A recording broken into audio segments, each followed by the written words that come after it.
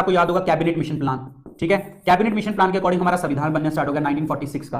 फिर उसके बाद एटली की डिक्लेरेशन आती है कि हम इंडिया को आजाद करेंगे। ये क्लेमेंट एटली जो है ब्रिटेन के प्राइम मिनिस्टर हैं, ये कहते हैं कि इंडिया को हम आजाद करेंगे 30 जून 1948 को। फिर बीच में ही ये जो आपकी डिक्लेरेशन आती है, ये आती है फरवरी 1947 में, मतलब ये डिक्लेयर करते हैं यहां पे। फिर बाद में 3 जून 1947 का प्लान आता है, जिसे हम क्या कहते हैं, माउंटबेटन प्लान, जिसे Mountbatten plan, Dickie Bird plan, Balkan plan, 3 जून प्लान इस नाम से बोला जाता है। ये बोलते हैं कि हम इंडिया को आजाद करेंगे 15 अगस्त 1947 को। ये अनाउंस कब करते हैं, 3 जून को, कि हाँ हम इंडिया को आजाद करेंगे 15 अगस्त को। जब ये अनाउंसमेंट हो जाती है तो ऑब्वियसली बात है 3 जून के बाद ये सारी जो चीजें हैं ये हाउस ऑफ कॉमन में जाएंगी, मतलब वहां पे जो है सारी चीजें डिस्कशन में आएंगी हाउस ऑफ कॉमन में। वहां से हाउस ऑफ कॉमन में जब ये बिल पास होता है उसे हम क्या कहते हैं, इंडियन इंडिपेंडेंस एक्ट कहते हैं। जो पास हो गया, लागू हो गया, पार्लियामेंट ने पास कर दिया तो एक्ट बन गया। तो ये एक्ट कब बनता है, so what is the date, exact date भी पता होनी चाहिए, दैट इज जुलाई 1947 और प्लस 18 जुलाई, ये ध्यान रखना 18 जुलाई 1947 को। बिल्कुल answer number D is the correct answer, yes जी जी जी।